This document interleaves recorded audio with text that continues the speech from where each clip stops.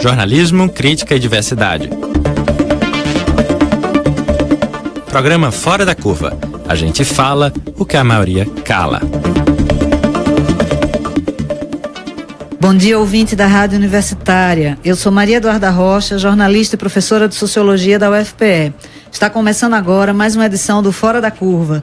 Nosso programa pode ser acompanhado pelo Facebook nas páginas 99 Universitária, Marco Zero Conteúdo e, claro, na nossa página, Programa Fora da Curva. Você pode participar comentando e enviando perguntas pelas redes sociais. Essa é a edição veiculada ao vivo nessa quinta, 6 de abril, com reprise no dia 13, quinta-feira de Páscoa. E o Fora da Curva de hoje recebe o escritor e filósofo Guilherme Boulos, dirigente nacional do Movimento dos Trabalhadores Sem Teto, MTST.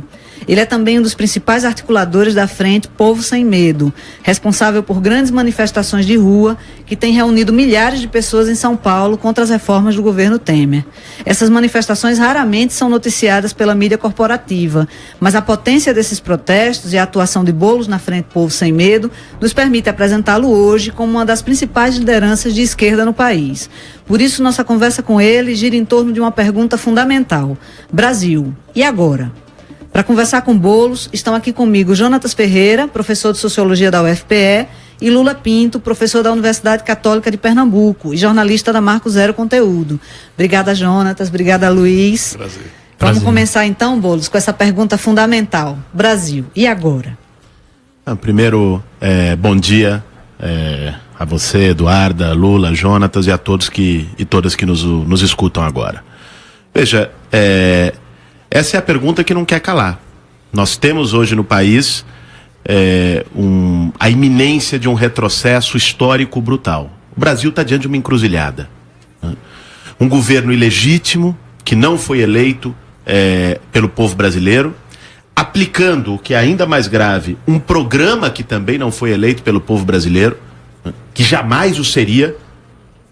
Qualquer candidato que chegasse numa eleição dizendo: meu programa é desmonte da aposentadoria, é terceirização geral, é reforma trabalhista para rasgar a CLT, não tinha 1% de votos. Um programa como esse só poderia chegar ao poder por um golpe, como chegou.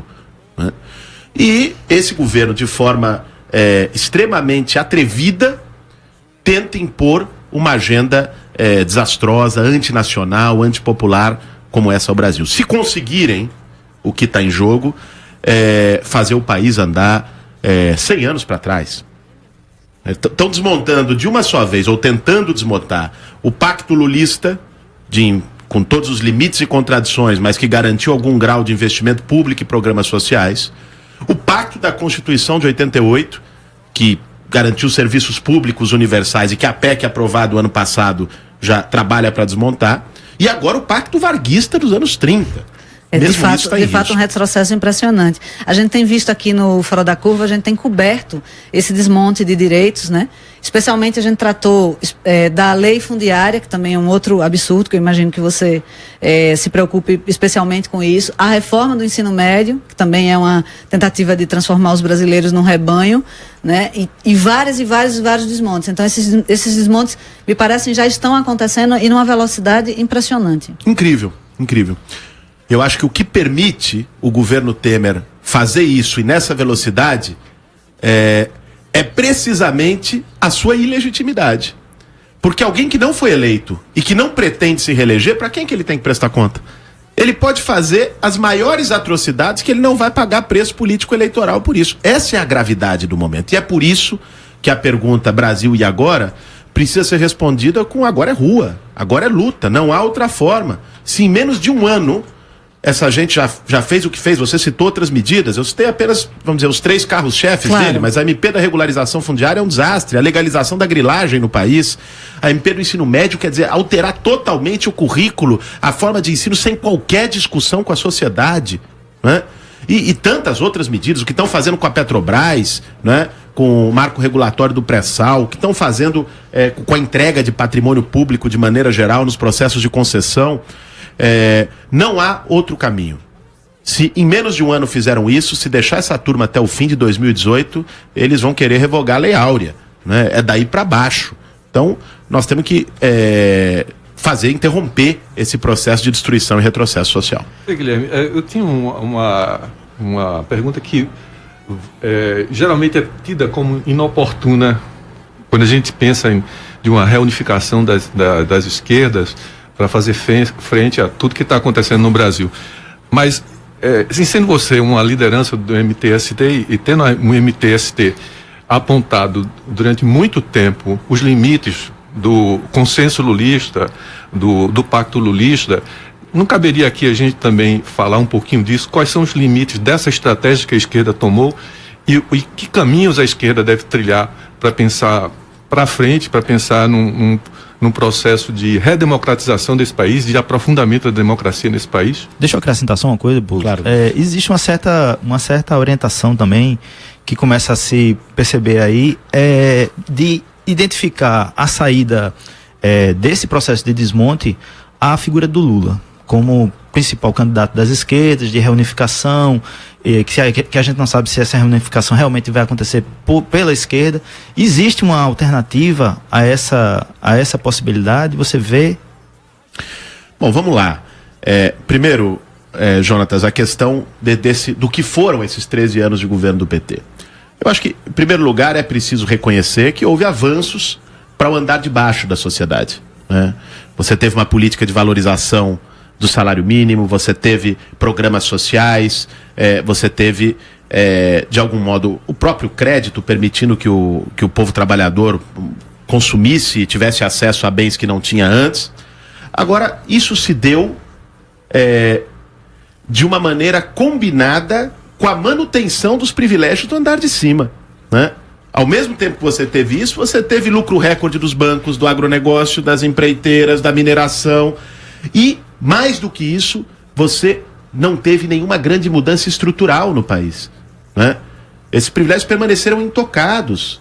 Uma pauta histórica da esquerda, que são as reformas estruturais, reforma urbana, reforma agrária, reforma tributária, reforma, né? Reforma política, democratização das comunicações. Esses temas permaneceram todos na gaveta em nome de uma governabilidade, né? Que deu no que deu, né?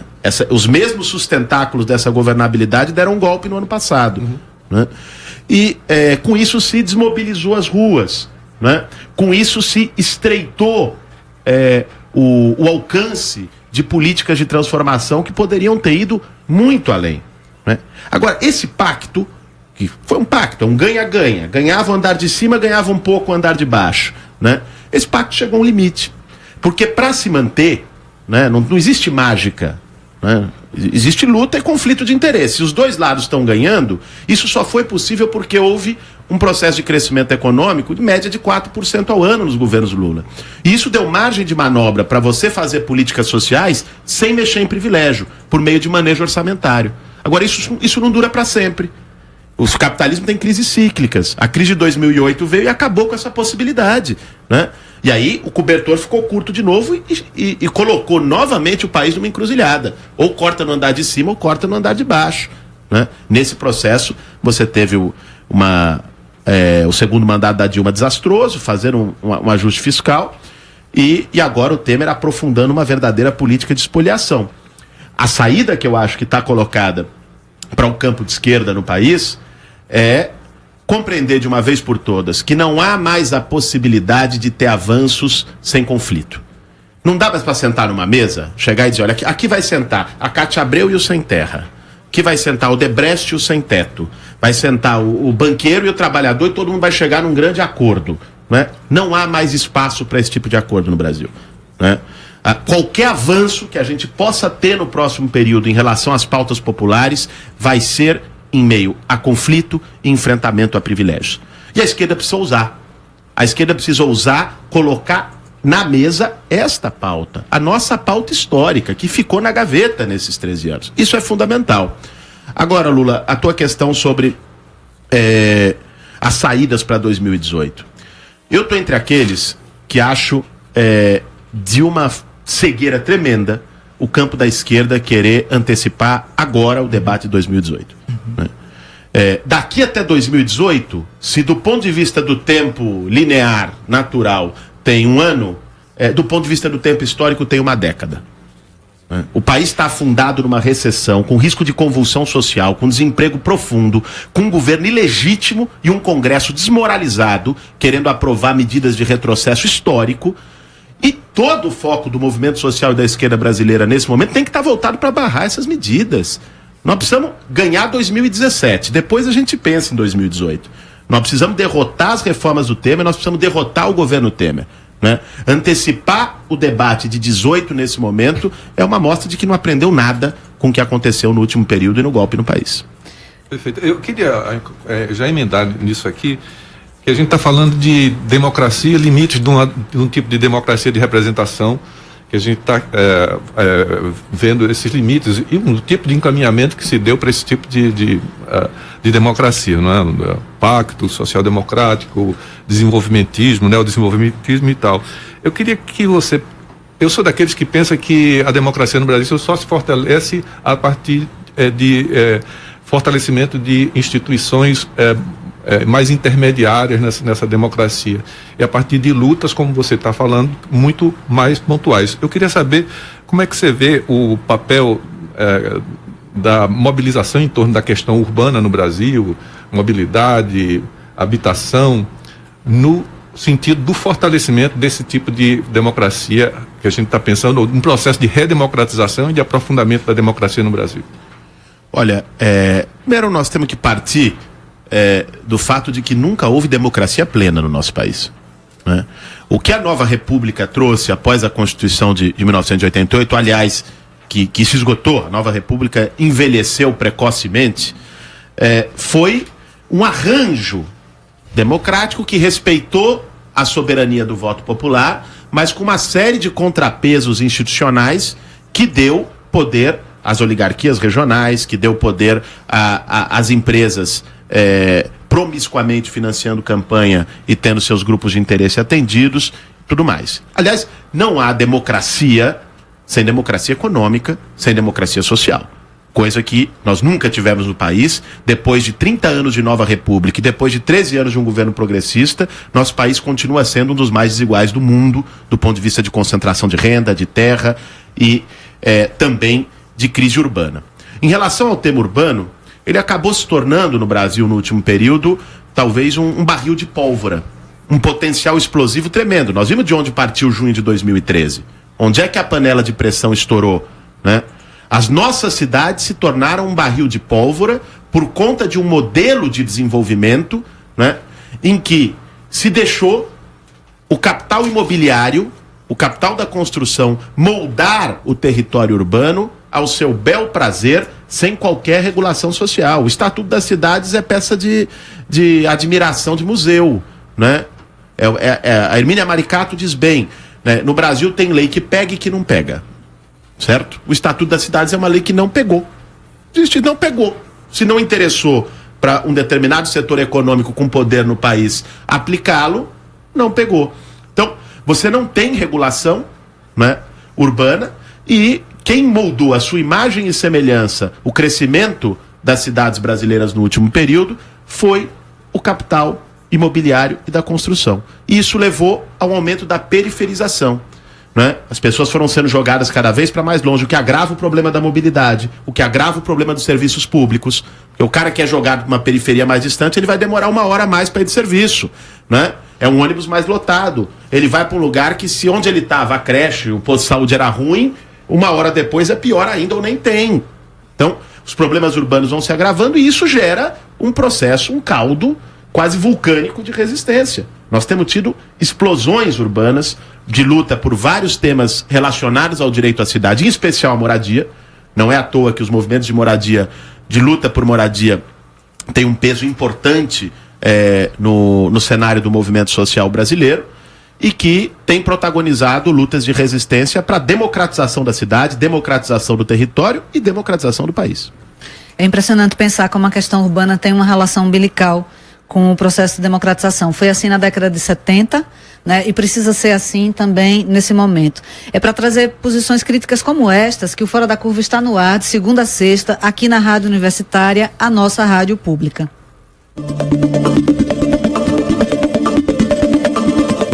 Fora da Curva, jornalismo, crítica e diversidade.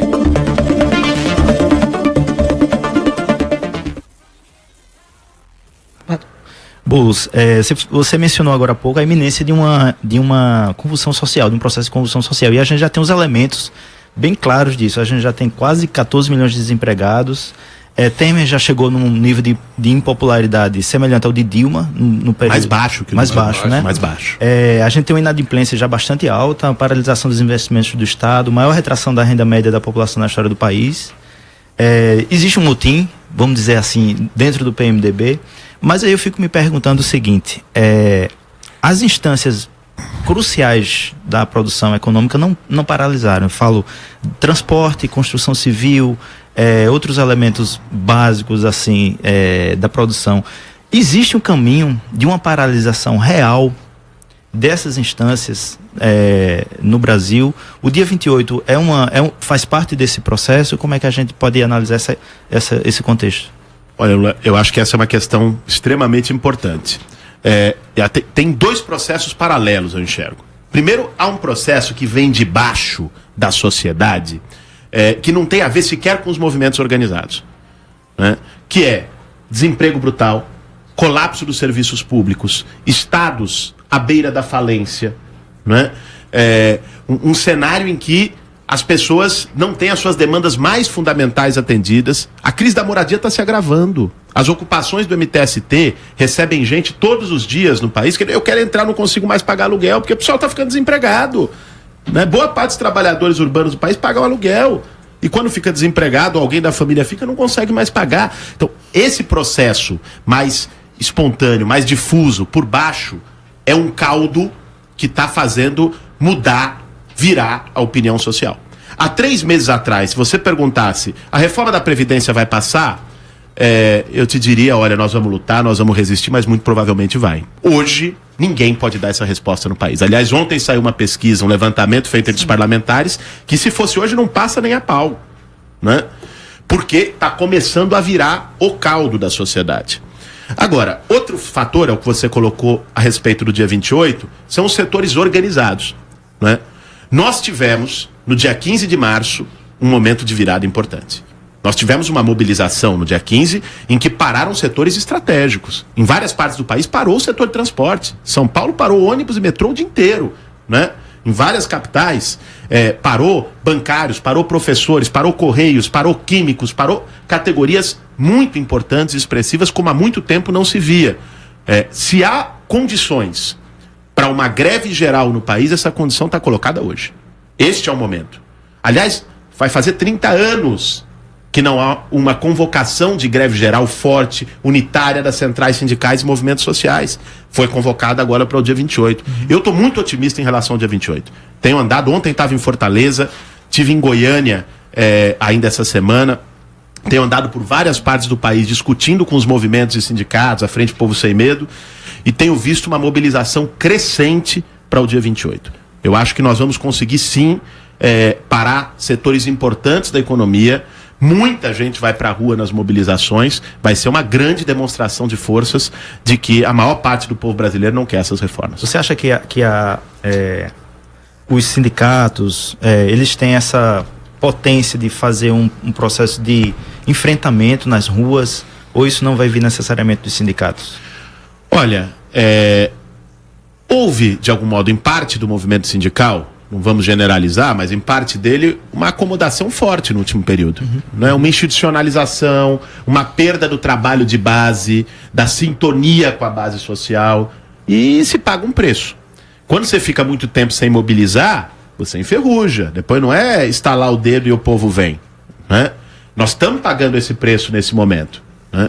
Agora, eu estou vendo também o movimento sindical reconstruir uma capacidade de reação nesse processo. Né? Vários setores organizados sindicalmente têm conseguido ir às ruas, e isso foi reflexo das paralisações que nós tivemos no mês passado. Porque também agora vai ou racha. Estão querendo desmontar a aposentadoria, a terceirização generalizada. Nós temos que colocar o que está em jogo nesse momento. É andar 100 anos para trás. Se o movimento sindical, num cenário como esse, não for para a rua, fecha a porta, não serve para mais nada. Né? Então, o momento de ir para a rua é esse, e eu acho que o movimento sindical está em condições de dar resposta a isso no Brasil. Eu acho que eu entendo a pergunta de de Luiz, é uma preocupação que eu tenho também. Porque a impressão que a gente tem é que há uma certa desconexão, e você falou disso, de certa maneira, quando falou que há uma mobilização que não necessariamente é organizada, que não necessariamente passa pelos movimentos sociais, mas assim, a insatisfação com o governo, ela é crescente, com esse governo ilegítimo, ela é crescente, e na verdade há um descrédito muito grande do próprio sistema político de representação, que atinge os próprios sindicatos, não só os partidos, mas também os sindicatos. Então, o que me preocupa é pensar que talvez haja um hiato entre esse desejo de transformação, ou pelo menos de retorno, no caso da gente, é um desejo de recuperação de algumas conquistas que a gente teve nas últimas décadas, e esse desejo e as instâncias de representação política. Me preocupa, por exemplo, o fato de que hoje, no debate a respeito do julgamento da chapa Dilma Temer, o Tribunal Eleitoral possa achar que decide independentemente de qualquer critério de justiça e do desejo popular, né, contra esse governo. Então, a minha questão é mais no sentido de como é que a gente vai reconstruir essa ligação entre esse desejo de preservação de direitos mínimos e esse plano da política institucional que parece que está funcionando por uma inércia completamente blindado à vontade popular. Uma frase. Aquele teu diagnóstico de que a gente está pensando excessivamente em 2018 e se esquecendo de 2017, não é também um fator de desmobilização de parte das esquerdas que estão apostando numa solução vinda de cima e não pensando que essa solução tem que passar por instâncias intermediárias de representação política muito mais de base? Uma solução quase milagrosa, né? Não, eu acho que Dom sim. Sebastião voltando. Exato. Tem isso, é evidente que tem isso, né? Eu acho que o movimento sindical tem condições, ou está reconstruindo condições, de mobilizar as categorias organizadas, os trabalhadores já sindicalizados, para ir para a rua. Agora, evidentemente, tem um vácuo aí. A maior parte dos trabalhadores, do povão da periferia no país, não é sindicalizado, não é ligado ao sindicato e não se sente representado por sindicato e, vamos dizer a verdade, nem por movimento social, né?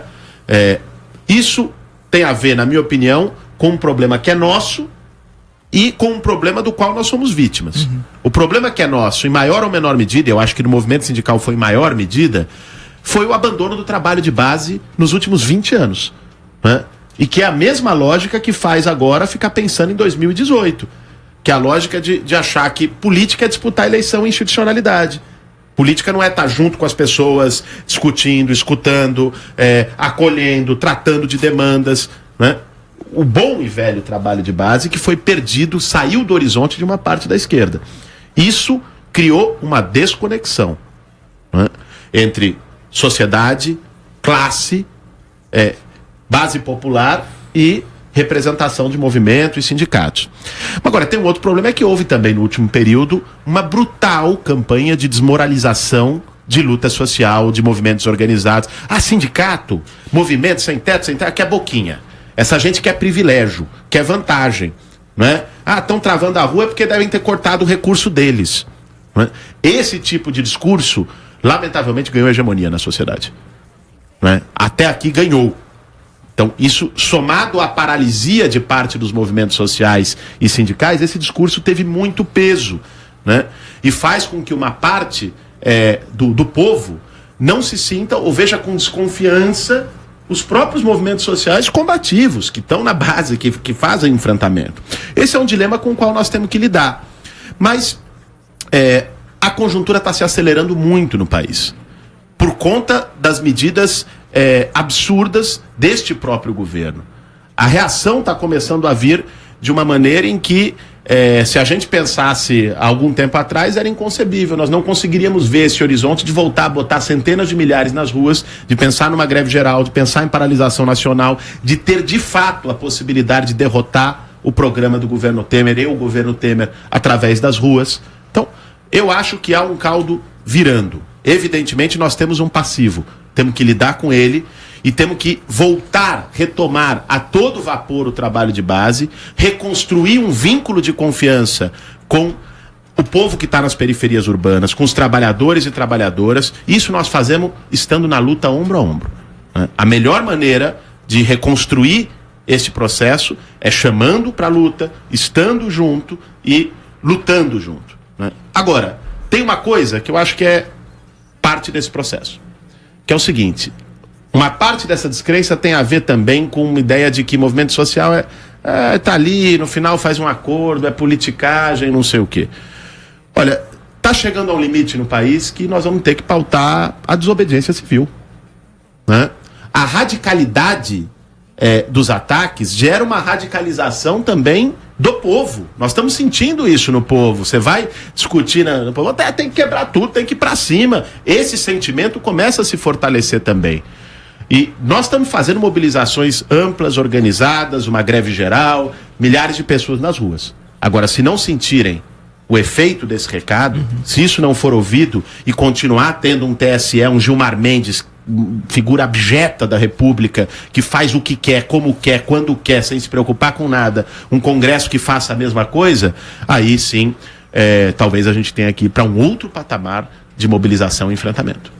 Eu fico me perguntando também se nesse processo, uma das coisas que a gente tem visto é, de certa maneira, um desnudamento, né? A desfaçatez completa das instituições. E a gente vive isso em relação ao judiciário e tem vivido isso em relação à imprensa. Você pode comentar um pouco o episódio da sua saída da Folha de São Paulo? Claro. Eu concordo com você, acho que um dos últimos artigos que eu escrevi na Folha de São Paulo antes de sair era chamado República do Escárnio, que é o que se tornou o país, né? Nós, pouco a pouco, o escárnio foi tomando conta, que é quando o cinismo chega a um tal grau que não há mais nenhuma preocupação com as aparências, com decoro, com coisa nenhuma. Quando o Gilmar Mendes vai para um regabofe no Palácio do Jaburu com o Temer, que é o cara que ele deveria julgar, que ele está julgando ou deveria estar julgando agora, quando vaza na imprensa que ele já está que a indicação do substituto do Theory, que aliás é o outro escárnio, Alexandre de Moraes no Supremo, passou pelo crivo do Gilmar Mendes, ele ajudou a escolher um futuro colega dele. Você percebe que é um negócio que não há mais preocupação com nada, não é? A imprensa como parte disso, o judiciário, o poder político como um todo, nós estamos numa completa esculhambação, que eu acho que é um sinal do declínio definitivo desse regime político da nova república. Nós vemos numa crise terminal da nova república. Agora, a respeito da saída da Folha nesse contexto, veja, eu disse isso já, a única coisa que me surpreendeu nesse episódio todo é a saída não ter acontecido antes, né? Porque fui convidado a escrever colunas na Folha, foi uma surpresa, tomamos uma decisão conjunta no MTST de que deveríamos ocupar esse espaço, né, para poder dialogar com um público mais amplo, que a gente não conseguiria de outra forma, através dos canais do movimento social, e fiquei 2 anos e meio lá, sem intervenção no que eu falava, e conseguimos, de fato, quebrar preconceitos de parte de um público, dialogar, fazer com que o pensamento que nós construímos no movimento tivesse um eco maior, né? Agora, isso tem um limite, né? E eu acho que o limite, a gota d'água para eles foi o MTST ficar acampado 22 dias no maior centro financeiro do país, que é a Avenida Paulista, onde estão concentrados grandes anunciantes da Folha, e lá montando cozinha coletiva no meio da calçada, né, tomando banho de canequinha na calçada da Avenida Paulista, na esquina com a Augusta, aí já é demais. Aí esculhambou, aí tiveram que tirar. Bom, Boulos, a gente agradece a você, agradece também aos ouvintes, Flávia Montenegro e Adalto Souza Neto. As questões de vocês chegaram até a gente e a gente vai pedir para o Boulos responder e colocar na nossa página. Então, nós agradecemos a Guilherme Boulos a participação no Fora da Curva e convidamos você a visitar a página do programa, porque lá tem mais informações sobre a atuação dele e dos 2 livros dele também, Por que Ocupamos e De Que Lado Você Está, ambos de 2015. A página é o facebook.com/programa Fora da Curva. Nós vamos ficando por aqui. O programa de hoje e todos os outros do Fora da Curva estão disponíveis em nossa página no Facebook e no nosso canal no YouTube. Nas 2 plataformas, basta procurar por Programa Fora da Curva. Acompanhe a gente e ajude a divulgar. Fora da Curva de hoje teve a produção de Ivana Fechini e Lula Pinto. Nas redes sociais, Milena Oliveira, no apoio Roberto Peixoto, trabalhos técnicos de Chico Rocha, e o Fora da Curva é uma realização do Departamento de Comunicação Social da UFPE, com apoio do Departamento de Sociologia e do Núcleo de Rádio e TV Universitárias. Parceria com a Marco Zero Conteúdo, Centro de Cultura Luiz Freire, Centro das Mulheres do Cabo, Centro Sabiá e Coletivo Terral. Essa foi a edição do dia 6 de abril, com reprise no dia 13 de abril.